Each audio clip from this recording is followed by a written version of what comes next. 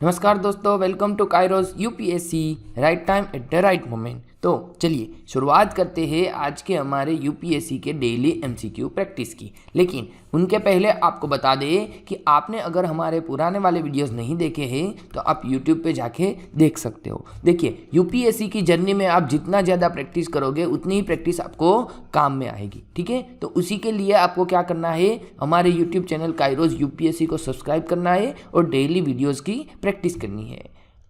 PDF के लिए Telegram दिया है और कोई इंक्वायरी है तो आप हमें ईमेल भी कर सकते हैं। चलिए, सबसे पहला एमसीक्यू आपके सामने है, consider the following statement regarding thallium. चलिए, थालियम क्या है, तो थालियम क्या है, यही इसी के ऊपर तो हमने 3 सेंटेंस दिए हैं, आपको बताना है उनमें से how many sentence are correct. अभी क्या हुआ है, चलिए कंटेक्स्ट बताऊंगा तो यहाँ पे आंसर आपको मिल जाएगा। आप बता दीजिए सबसे पहले इसका आंसर, बाद में हम कंटेक्स्ट देखेंगे। पहला sentence, it is an orderless tasteless chemical used in science laboratories and chemical industries. कैसा है, ये बात सही है। दूसरा, it is mostly harmless to humans. भैया हार्मलेस बता रहा है और बोल रहे हैं कि भैया साइंस की लेबोरेटरी में यूज़ हो रहा है। चलिए, दूसरा सेंटेंस कंफर्म नहीं पता है तो रुक जाइए, तीसरा देख लीजिए, it can be used as pesticides and insecticides. अब सोच लीजिए कि जिस चीज़ आप पेस्टिसाइड्स और इंसेक्टिसाइड्स में यूज़ कर सकते हो, क्या उनसे ह्यूमन को इन्फेक्ट नहीं होगा? बिल्कुल होगा, तो यह हार्मलेस नहीं हो सकता है। तो यहाँ पे दूसरा सेंटेंस गलत है, तीसरा सेंटेंस सही है। यानी कि 1 और 3 जो सेंटेंस है, मतलब कि ऑप्शन बी जो है हमारा राइट आंसर है।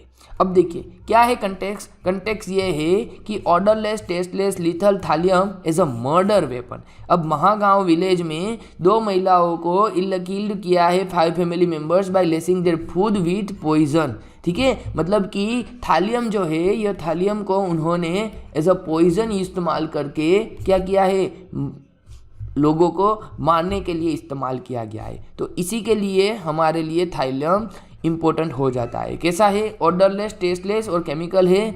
कहाँ कहाँ इसका उपयोग होता है, तो electronic industry, pharmaceutical industry, glass manufacturing, infrared detector and pesticides and insecticides. ठीक है, हाई टॉक्सिसिटी है, याद रखिएगा। अगर आप भी आपके खेतों में इस्तेमाल करते हो तो इनको कभी छूना नहीं है। ठीक है, और छोटे बच्चों से इनकी दूरी बनाए रखनी है। चलिए, द कूल कोलिशन, इसके लिए इसके ऊपर हमने डिटेल में क्या किया है, ऑलरेडी एक एमसीक्यू प्रैक्टिस कर चुके हैं। अब आपको बताना है बहुत आसान सा सवाल कि कूल कोलिशन है ये lead by which organisation, group और इनिशिएटिव। इनको लीड कौन कर रहा है, UNFCCC, IPCC, अंडर 2 कोलिशन या फिर UNEP। तो कौन आएगा, जी हाँ, इनका जवाब आएगा option D, UNEP, United Nations environment programme. तो अभी क्या है न्यूज़, अभी न्यूज़ ये है कि इंडिया ज्वाइन नहीं करने वाला है भैया इनको। क्या है, इंडिया इनको ज्वाइन नहीं करने वाला है और अभी इनका रीज़न हमें पता नहीं है। लेकिन जो कूल कोलिशन है उनके प्लेज में बारे में आपको पता होना चाहिए।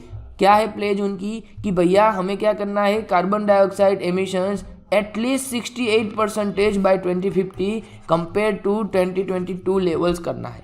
ठीक है, और एक और चीज़ याद रखिएगा कि जो भी वेस्ट है, वेस्टर्न कंट्रीज़ हैं, उन वेस्टर्न कंट्रीज़ ने क्या किया है, पहले अपना डेवलपमेंट कर लिया और उनके लिए उन्होंने कोल, ऑयल, थर्मल ऐसे बहुत सारे इस्तेमाल कर लिए हैं। अब सबको बोलते हैं कि भैया आप MNRI को इस्तेमाल कीजिए, मतलब कि न्यू एंड रिन्यूएबल एनर्जी का इस्तेमाल कीजिए मिनिस्ट्री के थ्रू। अब क्या होगा, हम जितना MNRI,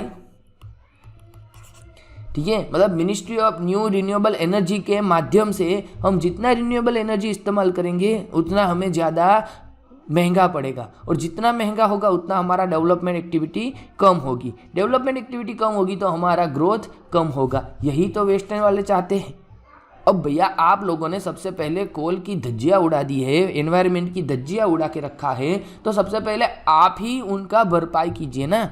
ठीक है, तो इसी के बेस पे कोल कोलिशन इंडिया ज्वाइन नहीं करने वाला है। चलिए चलते हैं अगले एमसीक्यू की ओर। In marketing dark pattern refers to, चलिए भैया मार्केटिंग में डार्क पैटर्न अभी काफ़ी न्यूज़ में है। क्या है, पहला option phases of depression in business cycle. दूसरा, nudging consumers to buy goods और services they did not intend to buy. तीसरा, forcing consumers to share their financial data like credit debit card details। और चौथा option है seller और service providers promising one type of goods और services while delivering another one। चलिए बताइए dark pattern का मतलब क्या होता है। जी हाँ, there are option B is the right answer. यहाँ पे बी जो लिखा है कि nudging consumers to buy goods और services they did not intend to buy, तो यहाँ पे ऑप्शन बी जो है हमारा राइट आंसर होगा। देखिए क्या है डार्क पैटर्न। डार्क पैटर्न को आप इतना सिंपल सा समझ लीजिए कि अगर आप कोई वेबसाइट पे, मान लीजिए आप लेने गए थे लक्ष्मीकांत पॉलिटिकली, ठीक है, और आप उठा के ले आए 12th पास बुक्स। इसका मतलब क्या हुआ, आप लेने गए थे कुछ और आप लेके आए हो कुछ। इसका मतलब ये होता है कि भैया अगर कस्टमर जो चीज़ परचेज करना चाह रहा है उनके साथ साथ उनको कुछ और भी परचेज करवा दो। इसी पैटर्न को कहा जाता है डार्क पैटर्न। और यह एक प्रकार से क्या है, साइबर क्राइम है। ठीक है, ऐसा किन्होंने कहा है कि online malpractices by airline travels portals are cyber crime says consumer affair secretary. Consumer affair secretary ने कहा है कि भैया यह एक साइबर क्राइम है और मिनिस्ट्री एग्जामाइन कर रहा है कि इनके लिए किस हिसाब से हम आगे बढ़ेंगे। चलिए नेक्स्ट एमसीक्यू देखते हैं। इजेक्टा हालो, भैया ऐसे ही न्यूज़ पूछते हैं यूपीएससी कि ejecta halo sometimes seen in news is related to. चलिए बता दीजिए। अगर यूपीएससी हमारा ये एमसीक्यू पूरा का पूरा कॉपी भी करे ना तो भी हमें कोई ज़्यादा सरप्राइज होने की ज़रूरत नहीं है। क्यों? क्योंकि यूपीएससी का ट्रेंड रहा है ऐसे न्यूज़ वह पूछ लेते हैं। जो क्या है बता दीजिए। स्पेस रिसर्च है, आर्टिफिशियल इंटेलिजेंस है, रोबोटिक्स है या फिर मिसाइल टेक्नोलॉजी। तो यह हुआ है चंद्रयान के साथ। किनके साथ? हमारे जो चंद्रयान भेजा है उस चंद्रयान के साथ जुड़ा हुआ टर्म है इजेक्टा हालो। तो यहाँ पे आएगा ऑप्शन ए स्पेस रिसर्च। अब देखिए क्या है, मैं बता दूं आपको कि हमारा चंद्रयान 3 जो है ये चंद्रयान 3 का विक्रम लैंडर जैसे ही चंद्र की सतह के ऊपर धीरे धीरे धीरे करके ऐसे बैठा ना, जो सॉफ्ट लैंडिंग हुई तो उस सॉफ्ट लैंडिंग के दौरान उन्होंने कितना 2 टन ज़्यादा डस्ट उड़ाया। ठीक है, और उन डस्ट जितना उड़ाया था उनसे क्या हो गया, उनके हो गया एक हमारा डस्ट का क्लाउड। क्या हो गया? डस्ट का क्लाउड। और ये जो डस्ट का क्लाउड बन गया उन्हीं को कहा जाता है इजेक्टा हालो। ठीक है, चलिए नेक्स्ट एमसीक्यू आपके सामने है। हीमोग्लोबिन इज मेड बाय, चलिए बता दीजिए हीमोग्लोबिन किसके थ्रू बनता है? Red blood cell, white blood cell, chondrocytes. तो आप सभी को पता होगा कि सर जी कॉन्ड्रासाइटिस जो है उनके थ्रू तो कुछ और बनता है, तो ये नहीं आएगा। वाइट ब्लड सेल वो भी नहीं आएंगे, सिर्फ आएगा option A red blood cell, और आप करेक्ट करके चले जाओगे। लेकिन यहीं पे आता है आपका करंट अफेयर्स की प्रिपरेशन। अगर आपका करंट अफेयर्स सही से नहीं जा रहा है तो यहाँ पे आपको मिल जाएंगे 0.66 माइनस मार्क्स, और वो भी कैसे? एज ए इनाम के तौर पे। क्योंकि अभी रिसेंटली स्टडी जो हुआ है उनमें बताया हुआ है कि भैया हीमोग्लोबिन में सिर्फ रेड ब्लड सेल नहीं लेकिन कॉन्ड्रासाइटिस भी होता है। तो यहाँ पे हमारा 1 और 3 यानी कि ऑप्शन सी जो है यह सही है। देखिए क्या कहे न्यूज़ क्या है कि भैया haemoglobin is not used only in blood scientist find a major discovery.